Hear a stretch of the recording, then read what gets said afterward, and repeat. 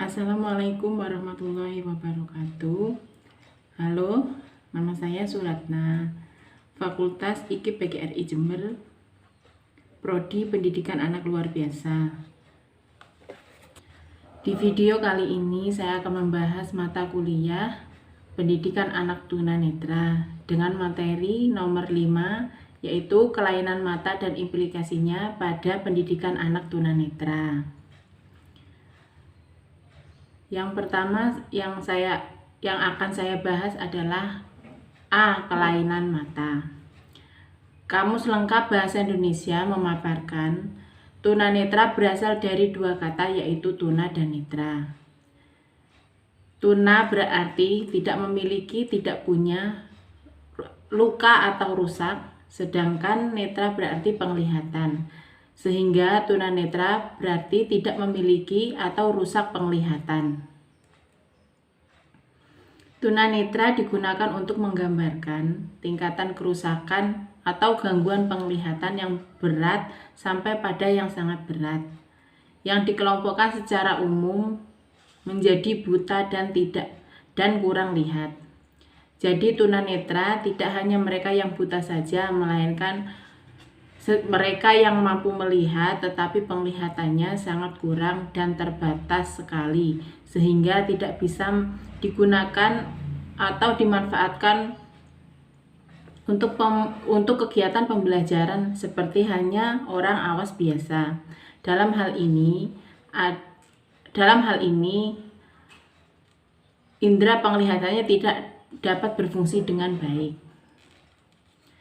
Secara pengertian, mereka yang mengalami kerusakan indera penglihatannya tergolong tunanetra. Akan tetapi, individu yang disebut sebagai tunanetra dalam hal ini ialah mereka yang tak mampu atau tidak dapat memanfaatkan indera penglihatannya secara optimal untuk kegiatan pembelajaran, sehingga perlu penanganan atau layanan khusus atau berkebutuhan khusus. Menurut Hidayat 2006,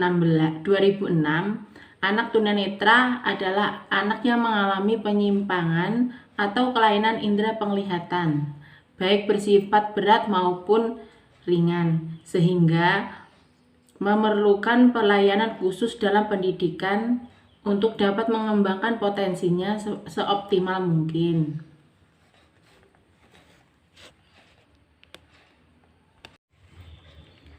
Menurut Effendi 2006 menggambarkan anak tunanetra sebagai berikut. Orang tunanetra sebagai orang yang memiliki klasifikasi kerja tidak normal.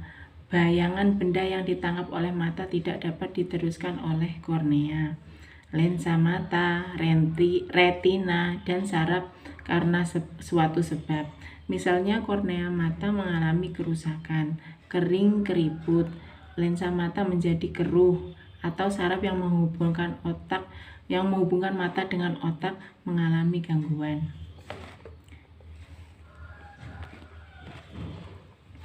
Klasifikasi anak dengan gangguan penglihatan menurut Sumatri 2012 yaitu dalam bidang pendidikan luar biasa, anak dengan gangguan penglihatan tidak saja mereka yang buta, tetapi mencakup juga mereka yang mampu melihat tetapi terbatas. Anak-anak dengan gangguan penglihatan ini dapat diketahui dalam kondisi berikut. 1. Ketajaman penglihatan kurang dari ketajaman yang dimiliki oleh orang awas. 2. Terjadinya kekeruhan pada mata atau terdapat cairan tertentu. Yang ketiga, posisi mata sulit dikendalikan oleh saraf otak. Dan yang keempat, terjadinya kerusakan suatu saraf otak yang berhubungan dengan penglihatan.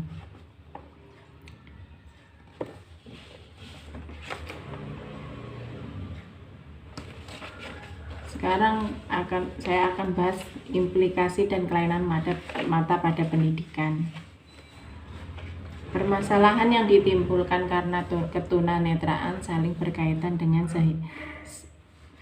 sehingga ketika suatu masalah timbul seringkali menimbulkan masalah yang lain, sehingga penanganannya memerlukan penanganan yang tepat dan solusinya pun harus berkaitan.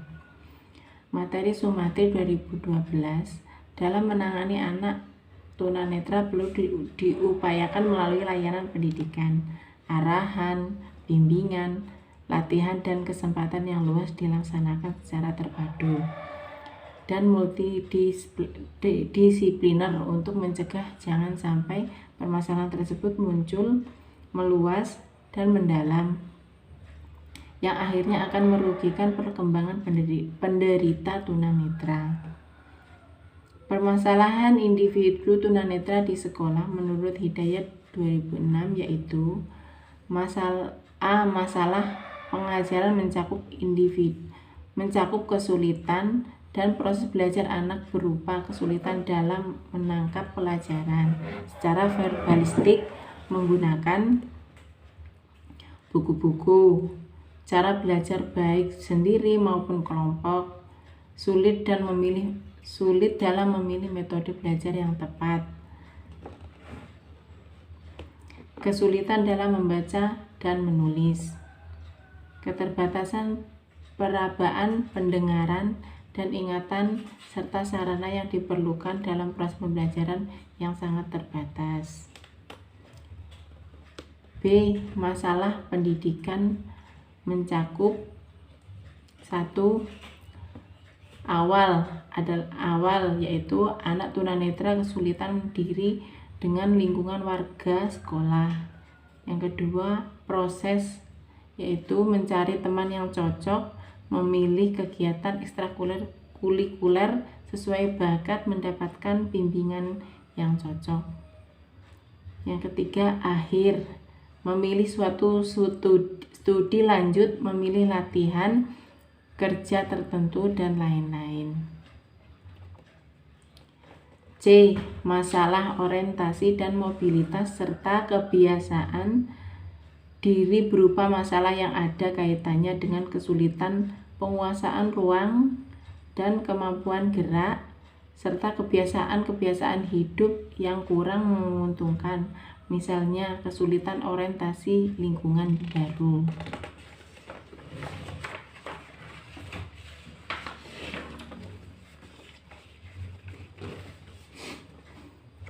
Yang D. Masalah gangguan emosi berupa gangguan emosi seperti mudah curiga terhadap orang lain, mudah tersinggung, dan mudah marah. Yang E. Masalah penyesuaian diri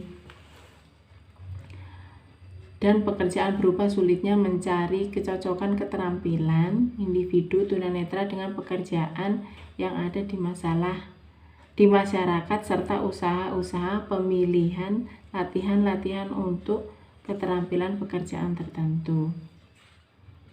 G. Masalah ketergantungan diri berupa kurangnya kepercayaan terhadap dirinya sendiri. Yang H. Masalah penggunaan waktu senggang berupa penggunaan waktu yang selalu dirundung dengan kesunyian dan kesepian, atau menghayal, menyendiri, tidur tak ada hasil, dan sebagainya. Pembahasan selanjutnya adalah yang C. Alat pendidikan bagi tunanetra atau buta total dan low vision. 1. Bagi tunanetra. Alat pendidikan bagi tunanetra dapat dibagi menjadi 3, yaitu pendidikan khusus, alat bantu, dan alat peraga. A.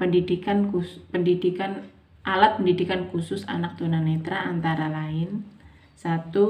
Reglet dan pena, 2. Mesin tik dan braille, 3. Komputer dengan program braille, keempat, printer braille, yang kelima, abajus, yang keenam, kalkulator bicara, yang ketujuh, kertas braille, Yang ke-8 penggaris braille. Yang ke-9 kompas bicara. B. Alat bantu. Alat bantu pendidikan bagi anak tunanetra sebaiknya menggunakan materi perabaan dan pendengaran.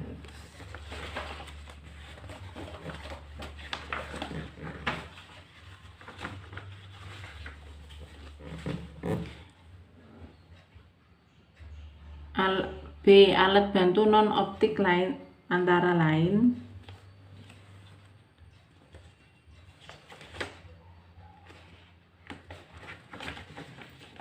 kertas bergaris tebal, spidol hitam, pensil hitam tebal, buku-buku dengan huruf yang diperbesar, penyangga buku, lampu meja, tiposkop, tape recorder, bingkai untuk penulis.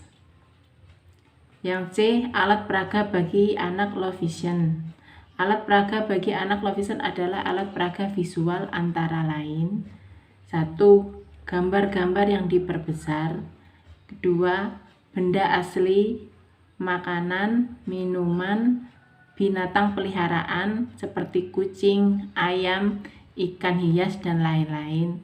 Tubuh anak itu sendiri, tumbuhan atau tanaman, elektronik, kaset, dan lain-lain. Yang ketiga, benda asli yang diawetkan. Binatang liar seperti binatang liar atau buas atau yang sulit didapatkan. Yang keempat, benda asli yang dikeringkan seperti herbarium atau insektarium. Yang kelima, benda atau model tiruan seperti model kerangka manusia, model alat pernapasan.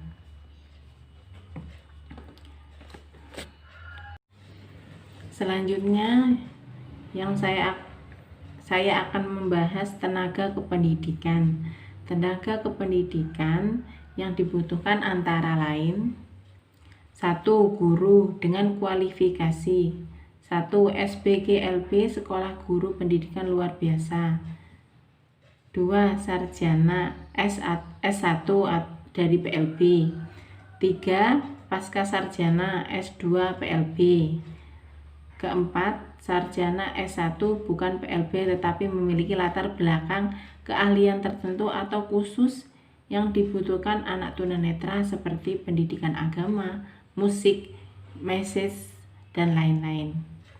Kelima, guru sekolah umum yang diberi training minimal 6 bulan.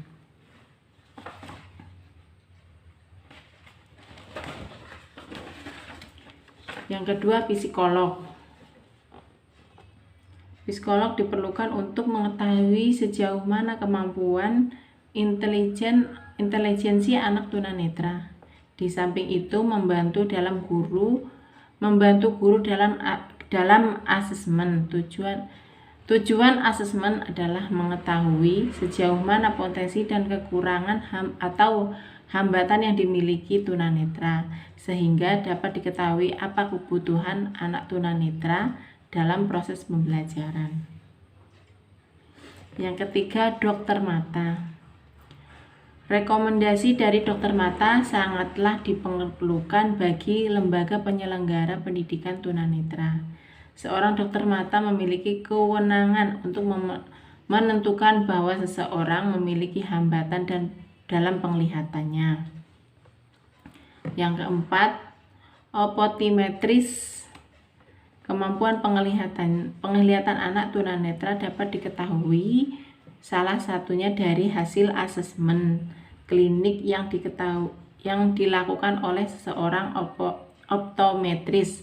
Kondisi anak tunanetra dapat diketahui melalui laporan hasil asesmen, misalnya A. Ketajaman penglihatan, B. Lapang gadang, C. Kebutuhan medis baca tulis, D. Alat bantu yang diperlukan sesuai dengan kebutuhan anak. Yang E. Alat peraga yang dibutuhkan. Yang F. Penempatan di dalam kelas. Selanjutnya tentang layanan pendidikan. 1. Jenjang pendidikan. Jenjang pendidikan bagi anak tunanetra terdiri dari A. Taman kanak-kanak luar biasa atau TKLB. 1. Program kegiatan belajar. Program umum seperti pembentukan perilaku melalui pengembangan Pancasila, agama, disiplin atau Pancasila, agama, disiplin, perasaan atau emosi dan kemampuan bermasyarakat, serta pengembangan kemampuan berbahasa, daya pikir, daya cipta, keterampilan, dan jasmani. B. Program khusus seperti orientasi dan mobilitas.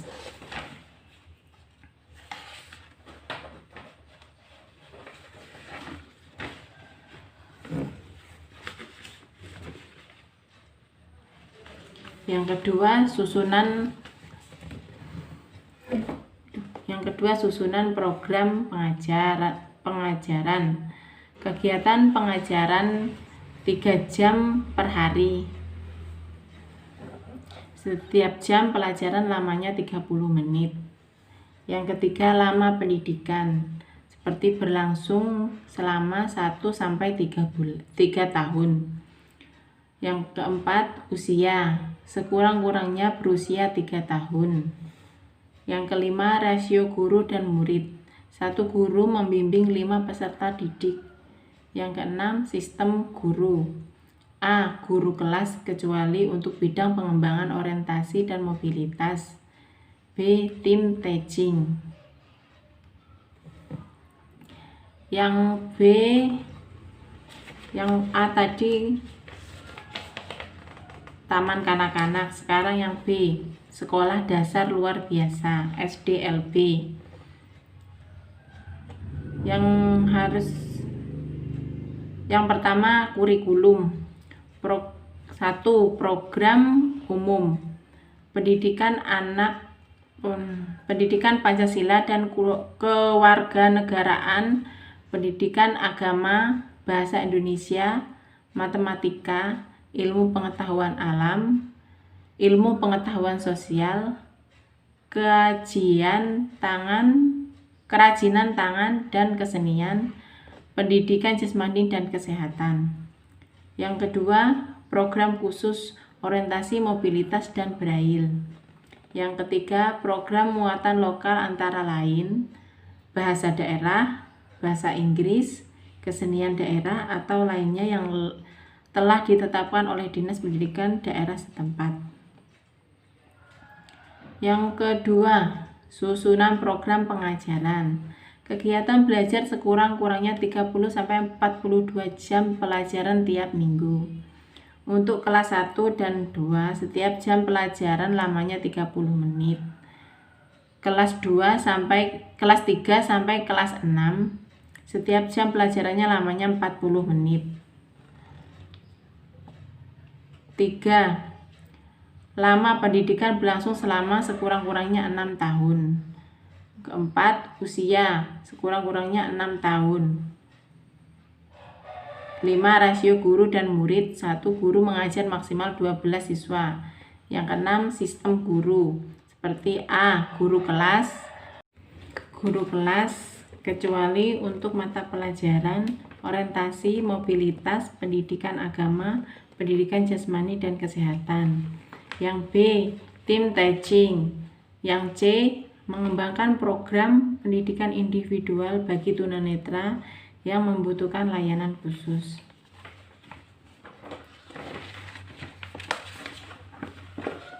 Sekolah menengah pertama luar biasa, SMPLB. 1. Kurikulum. A. Program umum pendidikan Pancasila. Program umum seperti pendidikan Pancasila dan kewarganegaraan, pendidikan agama, bahasa Indonesia, matematika, ilmu pengetahuan alam, ilmu pengetahuan sosial, pendidikan jasmani dan kesehatan, bahasa Inggris. Yang B. Program khusus seperti orientasi dan mobilitas dan braille. Yang C, program muatan lokal seperti bahasa daerah, kesenian daerah, atau lainnya yang telah ditetapkan oleh Dinas Pendidikan daerah setempat. Yang D, program pilihan seperti paket keterampilan rekayasa, pertanian, usaha dan perkontrakan, kerumah tanggaan, dan kesenian. Yang kedua, susunan program pengajaran. Hampir sama seperti yang dari SDLB-nya tadi. Kegiatan belajar sekurang-kurangnya 42 jam pelajaran tiap minggu. Setiap jam pelajaran lamanya 45 menit. Alokasi waktu program umum, program khusus, dan muatan lokal kurang lebih 48%, sedangkan alokasi waktu program pilihan kurang lebih 52%. Yang ketiga, lama pendidikan, berlangsung selama sekurang-kurangnya 3 tahun. 4. Siswa telah tamat sekolah dasar, luar biasa, atau satuan pendidikan yang sederajat atau setara. Yang kelima, rasio guru dan murid. 1 guru mengajar maksimal 12 siswa. Yang keenam, sistem guru mata pelajaran. Sekolah yang D, sekolah menengah luar biasa, SMALB. 1. Kurikulum. Program umum seperti pendidikan Pancasila dan kewarganegaraan, pendidikan agama, bahasa Indonesia, matematika, ilmu pengetahuan alam, ilmu pengetahuan sosial, pendidikan jasmani dan kesehatan, bahasa Inggris. Yang kedua, program khusus braille. Yang ketiga, program pilihan, paket keterampilan rekayasa, pertanian, usaha dan perkotakan, kerumah tanggaan, dan kesenian. Yang kedua, susunan program pembelajaran.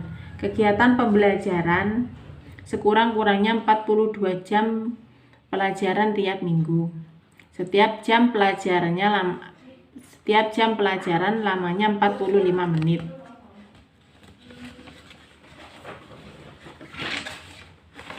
Alokasi waktu program umum kurang lebih 38%, sedangkan alokasi waktu program pilihan kurang lebih 62%. Yang tiga, lama pendidikan berlangsung selama sekurang-kurangnya 3 tahun. Yang keempat, siswa telah tamat sekolah menengah pertama atau sederajat atau setara. Yang lima, rasio guru dan murid, 1 guru mengajar maksimal 12. Berikutnya model pendidikan. A. Pendidikan khusus atau SLB. SLB lembaga pendidikan yang menyelenggarakan program pendidikan bagi anak berkebutuhan khusus. 1. Sekolah luar biasa atau SLB tunanetra, yaitu sekolah yang hanya memberikan layanan pendidikan kepada anak tunanetra. Yang kedua, sekolah dasar luar biasa, yaitu sekolah yang menyelenggarakan pendidikan khusus dengan bermacam jenis kelainan, yaitu tunanetra, tunarungu, tunagrahita, dan tunadaksa. B. Pendidikan terpadu. Pendidikan terpadu ialah model penyelenggaraan program pendidikan bagi anak yang berkebutuhan khusus yang diselenggarakan bersama-sama dengan anak normal dalam satuan pendidikan yang bersangkutan di sekolah reguler seperti SD, SMP, SMA, atau SMK dengan menggunakan kurikulum yang berlaku di lembaga pendidikan yang bersangkutan. Dalam pendidikan terpadu harus disiapkan 1. Seorang guru pembimbing khusus seperti guru PLB. Yang kedua, sebuah ruangan khusus yang dilengkapi dengan alat pendidikan bagi anak yang berkebutuhan khusus. Ruangan khusus ini dibuat dengan tujuan apabila anak berkebutuhan khusus tersebut mengalami kesulitan di dalam kelas, maka ia dibawa ke ruang khusus untuk diberi pelayanan dan bimbingan oleh guru pembimbing khusus. Bimbingan ini dapat berupa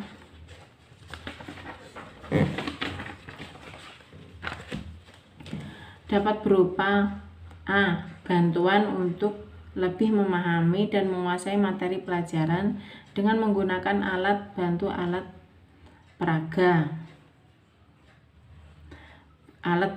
alat peraga.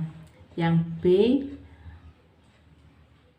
Pengayaan agar ketika anak belajar di kelas bersama anak lainnya, anak tunanetra sudah siap menerima materi pelajaran. Yang C. Rehabilitasi sosial bagi anak berkebutuhan khusus yang mengalami kesulitan dalam bergaul dengan teman sebayanya. C. Guru kunjung. Di dalam sistem pendidikan luar biasa dapat sebuah model pelayanan pendidikan bagi anak yang berkebutuhan khusus, yaitu dengan model guru kunjung. Model guru kunjung ini dilakukan dalam upaya pemerataan pendidikan bagi anak yang berkebutuhan khusus usia sekolah. Oleh karena sesuatu hal, anak tersebut tidak dapat belajar di sekolah khusus atau sekolah lainnya, seperti 1. Tempat tinggal yang sulit dijangkau akibat kemampuan mobilitas yang terbatas. 2. Jarak sekolah dan rumah terlalu jauh. Yang 3. Kondisi anak tunanetra yang tidak memungkinkan untuk berjalan. Yang keempat, menderita penyakit yang berkepanjangan, dan lain-lain. Pelayanan pendidikan dengan model guru kunjung ini bisa dilaksanakan di beberapa tempat, diantaranya 1. Rumah anak tunanetra sendiri. Yang kedua, pada suatu tempat yang dapat menampung beberapa anak tunanetra. Yang ketiga, rumah sakit. Kurikulum yang digunakan pada model guru kunjung adalah kurikulum PLB, kemudian dikembangkan kepada program pendidikan individual yang disesuaikan dengan kemampuan dan kebutuhan masing-masing anak.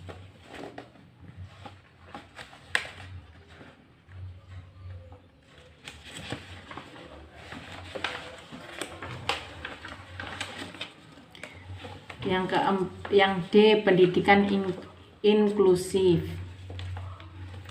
Pendidikan inklusif adalah pendidikan reguler yang disesuaikan dengan kebutuhan siswa, memerlukan pendidikan khusus pada sekolah reguler dalam satu kesatuan sistematik.